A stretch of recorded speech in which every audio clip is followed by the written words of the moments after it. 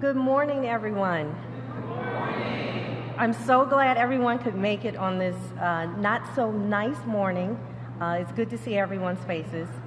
I'm Gabrielle Alfonso with Dynamic Concepts, and I want to welcome everyone to the Dynamic Concepts Washington Training Facility. We started almost 38 years ago in a little row house on Georgia Avenue in Northwest with like 3 employees. We're now just over 300 employees. Thank you. And we're here to celebrate a program that absolutely helped us to get to where we are today. The CBE program, to me, it gives local small businesses a chance to compete, a chance to build some past performance, a chance to build capacity and capability. And that's really, if we're a company that's doing what we're supposed to do, that's really all we need is the chance.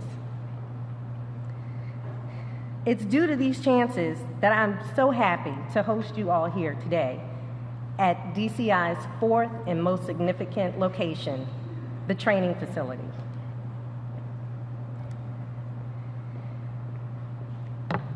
Thank you. And I'm proud to tell you guys that what we do here is train district residents not only for jobs that we're going to give them today, but a career path, and specifically the ever-growing and thriving infrastructure industry that the city is going through right now. I'm sure you all know it. You all have pains with the traffic. Sorry about that. But it's all for the best. I'm now going to introduce someone who has always advocated, always, for small businesses. This small business community, we've really come together to help form this program and help give some guidance and what we need. And there are those that listen, and there are those that may not listen so much. But this next speaker has always been an advocate, and she understands the importance of the CBE legislation and its focus on providing all of us with just the chance. I'd like to bring up the Honorable Mayor Muriel Bowser.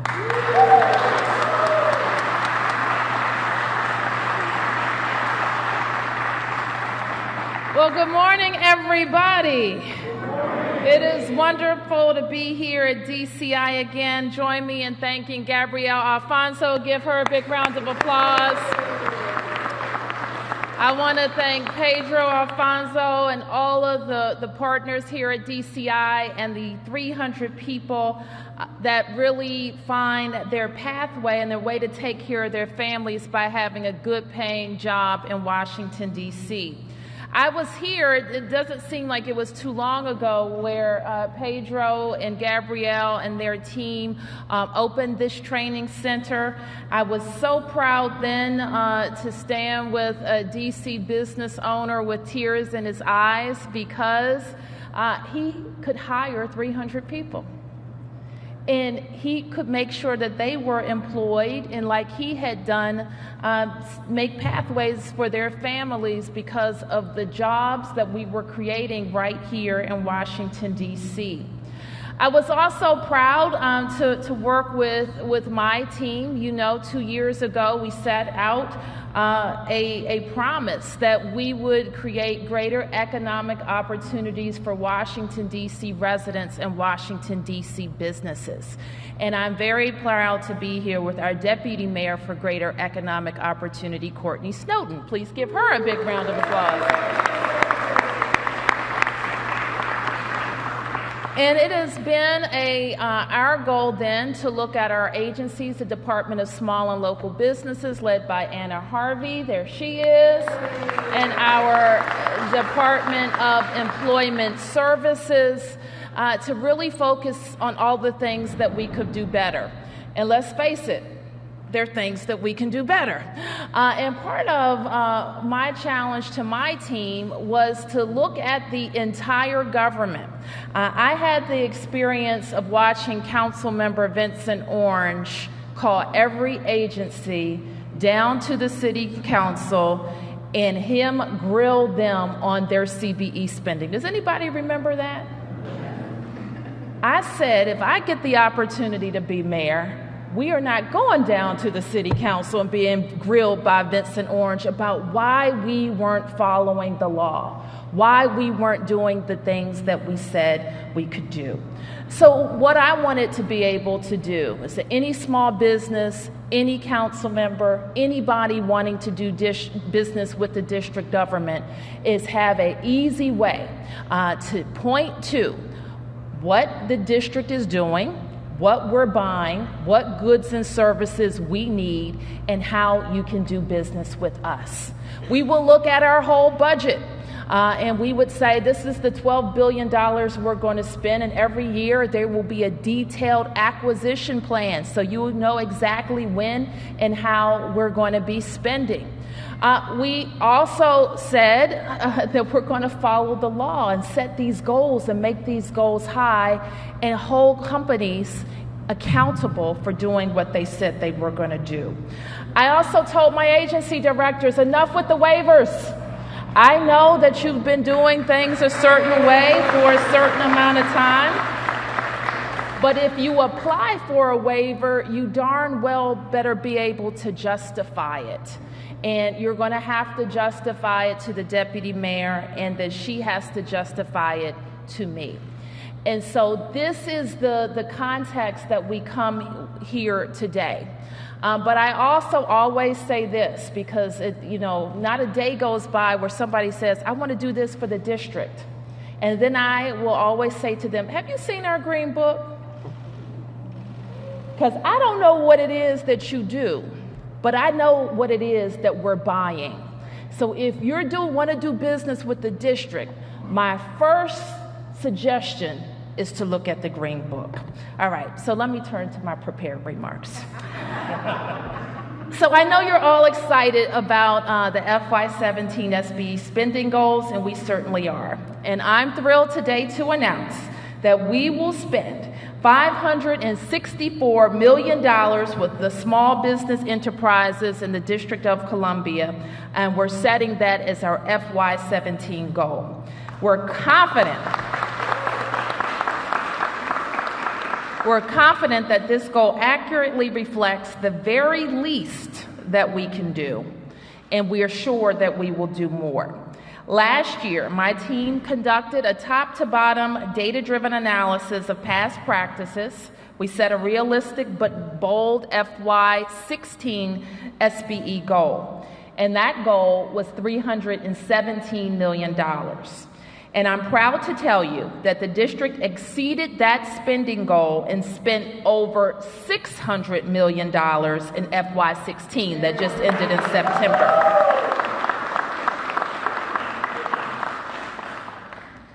So the record spending with SBEs is a result of my administration placing very high priority on better connecting businesses with local procurement dollars. We have revamped our approach to procurement, and we have doubled down on our efforts to ensure district government agencies are held accountable for giving small businesses a fair shot. Last year, for the first time, I released the SBE Opportunity Guide, which we affectionately call the Green Book, and it includes an agency-by-agency overview of SBE spending availability. We launched a new website, the cbeconnect.dc.gov, that provides this information online and more. And today, we're going to release the FY17 SBE Opportunity Guide. So we have enhanced this guide and the cbeconnect.dc.gov website by making them both more user-friendly to better help small businesses navigate the procurement process. We heard your feedback and we took action on it, and we hope that you find these features helpful. Small and local businesses are critical to our city, and they are vital to our ongoing success. And I have said 1,000 times, and I'm going to say again, this is a $12 billion entity, Washington, D.C. And we should and we must, and it is the policy of our city that we work with local businesses, right? Anything wrong with that? I don't see anything wrong with that. And I'll tell anybody who asks me, when we spend with local businesses, more DC residents get hired. When more DC residents get hired, they pay more income taxes. They go to our schools. They support our small and local businesses. They pay property taxes at their homes, and they are the fabric of Washington, D.C. We know that the small business dollar circulates more quickly in Washington, D.C. And as mayor, I am committed to creating an environment where small businesses can start, grow, and thrive. And so I want to thank everybody here. Who here owns their own business? Let's hear it for the entrepreneurs of Washington, D.C. Who here puts a premium on hiring D.C. residents? Yeah, right. And who wants to make sure that we have a fair and transparent system that focuses on DC government working with DC companies? Ladies and gentlemen, the Deputy Mayor for Greater Economic Opportunity. Give the mayor a round of applause, not me. This is her vision, and she has worked incredibly hard to ensure that we are accountable. And I hear about it a lot, Mayor, so thank you for keeping me on my toes as well. Now look, we have a lot of people to thank today and a lot of good work to congratulate, but I want to tell you a little bit about why we chose this venue to have this event. We are here because we know that DCI is the perfect illustration of what we can do when we use the procurement power of the district and match that with a locally owned business that does high quality, good, solid work, and they leverage DC government procurement opportunities to build their business. DCI doesn't even rely on DC government and business anymore, in fact. They have private sector business, they have federal government business, but they use the district government procurement process to build their business, to grow, and ultimately to hire, as you heard, more than 300 district residents, but importantly, to work with our system to train district residents for the jobs of today and those that are coming online tomorrow. Give DCI a big round of applause.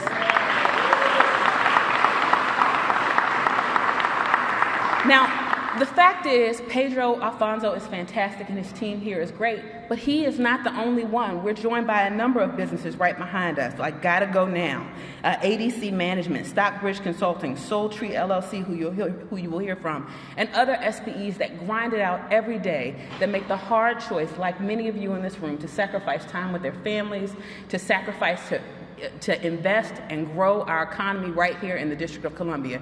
And we could not be more proud of the work we are doing to make our process and our system more transparent and more available to locally owned businesses that are hiring and doing fantastic work.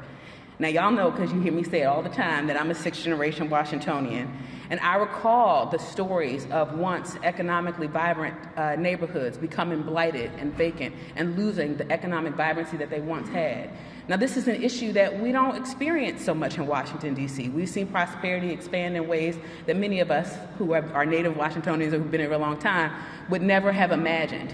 And yet that prosperity has been elusive for overlooked and underserved communities, particularly like the one we are in now. But let me tell you why the Green Book is so critically important. What we are able to do with the Green Book is to identify both the opportunities that exist today, where there are lots of SBEs able to compete in the marketplace, but more importantly, we're also able to identify the gaps in opportunities where there are not SBEs who are able to do this important work. So if you want to know how to expand your business, if you want to know how to move forward and get more out of the procurement process of district government, we've given you a roadmap to do just that. Now, I'd love to take credit for this idea, but it wasn't mine. It was the mayor's, which is, of course, why she's mayor. We know that there's more to be done, and that starts with better leveraging and continuing to leverage our significant procurement power to grow resident-owned small businesses throughout the city, particularly in overlooked and underserved communities. That's why this book is so important, and some of the other initiatives that we have rolled out in the past year to support small businesses, like Project 500, are changing the game and ensuring that our businesses can grow, thrive, hire, and most importantly, contribute to the vibrancy of our communities. We know that this Green Book is a start. We know that CBE Connect is a great website, and we want your feedback and your thoughts about how to improve it. But today, we're here to celebrate that the district government has made an unparalleled commitment, and this mayor has made an unparalleled commitment to the small businesses right here in our community. This administration makes promises, and then we deliver on them, and we're so proud of that fact. I'm honored now to welcome up Anna Harvey, the director of DSLBD.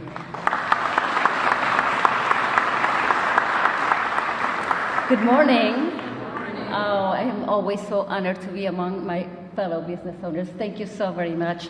I always think one day I'm going to go back to that side of the room. So thank you very much. And we meet again a year after we actually issued the first Green Books. So you will have now a roadmap of how to navigate the district government. So it is a very ambitious but attainable goal that you're going to see in this book. But I want to tell you, you heard the potential opportunities for you, but I want to tell you what is it that my agency did to actually get to this point. This is not the DSLBD that you used to know some years ago. We have actually worked very hard with our sister agencies to make sure that the numbers that you see here are reliable, are timely, and you can actually go and look for these opportunities. For that, we really work with OCTO, we work with the OCP, and we work with the OCFO. So now what you see here is not our version of opportunities, it is really the reflection of the budget. So I want you to feel confident that what is here is actually what is happening in the budget. And I want to say something. This book is just roadmap right now, but if you go to cbe.dc Connect, you will see and you will learn how this government is alive and how the budget moves. So please keep going back to the website because you'll see fluctuations and then you'll see where to go. It's an intricate process that I really love to learn, and this is the beginning, but you need to know that the government is working for you and the fluctuations and the CBE Connect will keep you up to date into what we're doing. We also heard about the first version of the book, and we have redesigned it, so you'll find it more friendly to your eyes as to what you want to find as a small business owner. Well, do I want to know the formula how to arrive to the expendable budget? Maybe not, but I want to know what's happening in a particular agency. So you will find those enhancements there. So I really hope that is a lot easier in your eyes and for you to discern what information you're looking for. I want to say also about my agency that it's a whole agency that's right behind you. And I want to thank my DC Procurement Technical Assistance Center because they work with you to make sure that what you see here, you translate into a good proposal so you can go and chase those opportunities.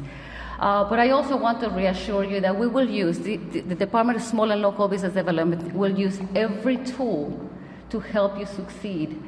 It doesn't get lost on us. And believe me, when I was a federal contractor, I baited and switched, and I didn't get paid, and all those things. So I know what it feels like to be on that side. So I feel really, really honored that I could be on this side, guiding an agency that will support you. So we will continue making improvements. We're very nimble. We want to hear from you, whatever new development, opportunity, strategy you want to give it to us. We were really, really happy to hear. But I think you need to hear from somebody who actually has done this with the district government. So, but before I do that, let me just pause for a minute. And I always get the chance to speak to you, but I'm probably the person that least deserves to be here from my department. So I do want to help my whole agency, the Department of Small and Local Business Development, and my compliance team for putting this together. They work incredibly, very, very hard. So can you raise your hand?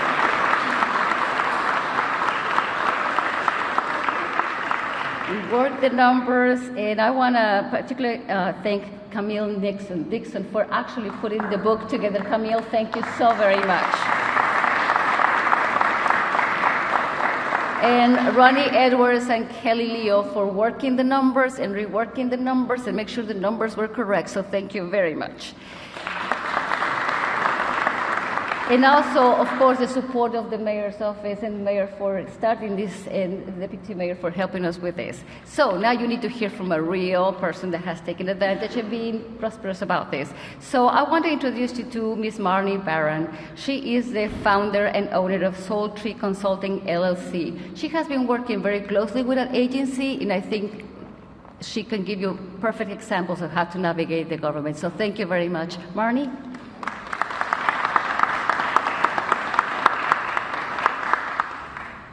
Good morning. It's so wonderful to be here.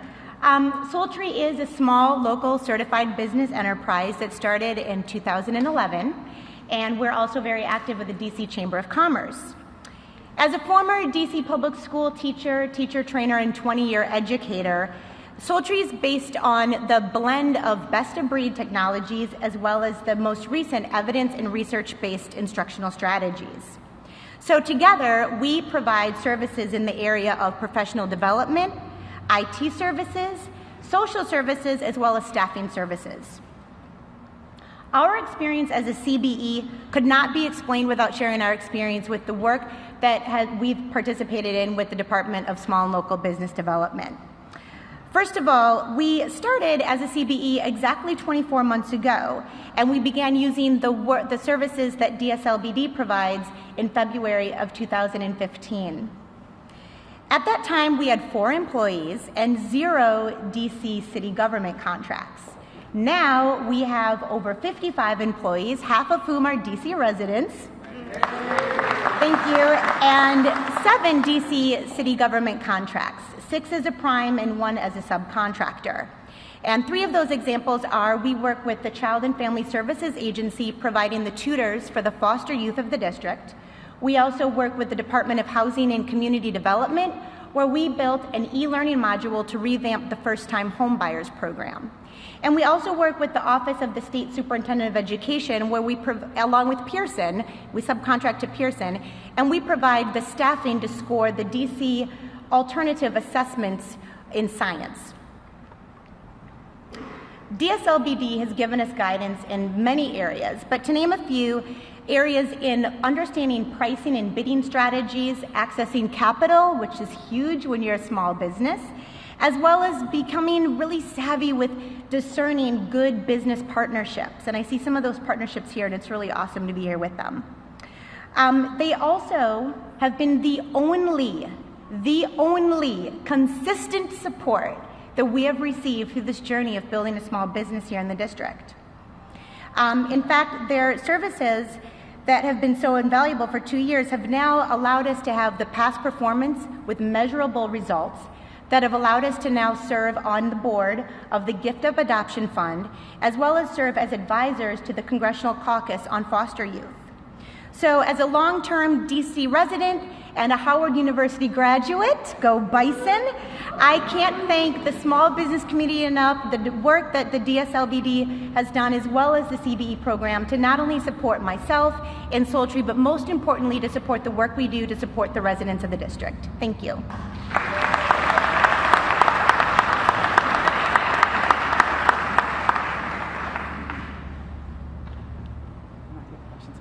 And I think we're ready to take questions from our friends and from the press.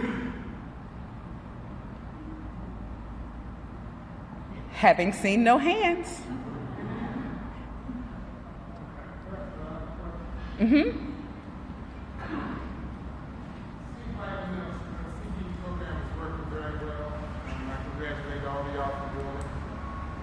Every jurisdiction around in this area also has an MBE program and an SBE program. The only thing that's holding DC up from having that is the disparity study that needs to be done every 5 years. Wouldn't it be good for at least the 47% of minorities, black minorities, to at least know where they stand as far as contracts is in the city? So I believe the question was, other jurisdictions have a minority business enterprise program as well as a certified business enterprise program similar to ours, SBE program. And your interest is learning, one, have we done our capacity study, and two, are we going to have we done it? I'm sorry, a disparity study, one, and then two.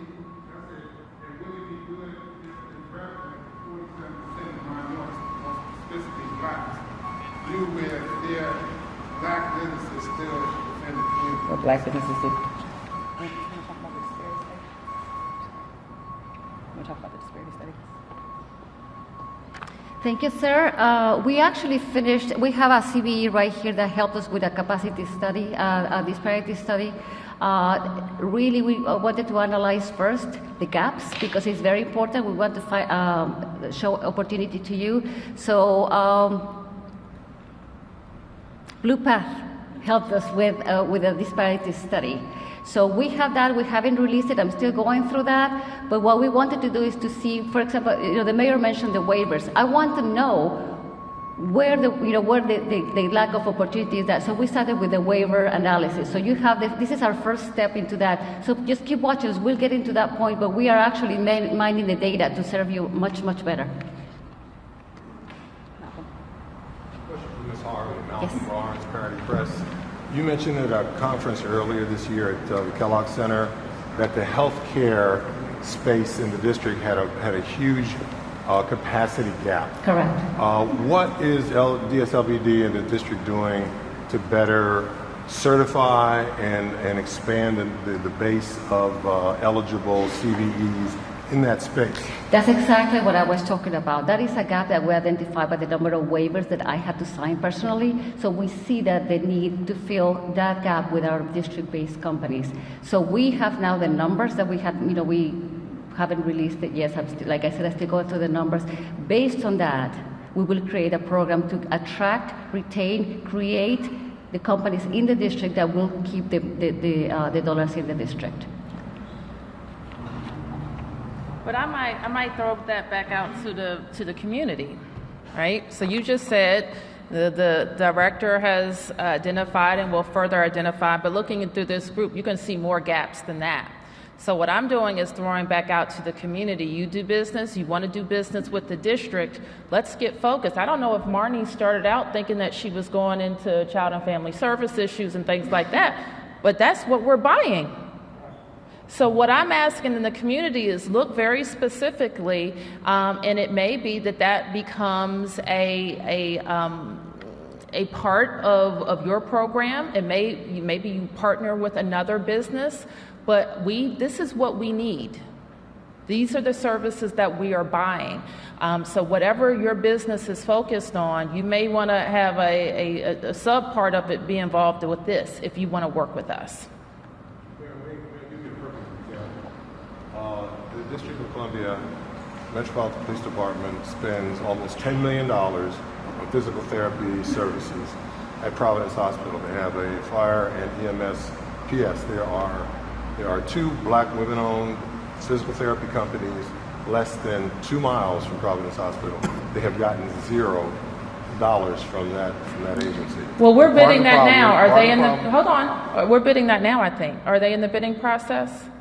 I'm not aware of it. All right, we need to get them in the bidding process. So that's being competed right now. Yes. Moving forward with the subcontracting and for construction, what type of practices are going to be put in place to assure payment for the subcontractor community in a timely manner? Because it's difficult enough to figure out logically how to do the work.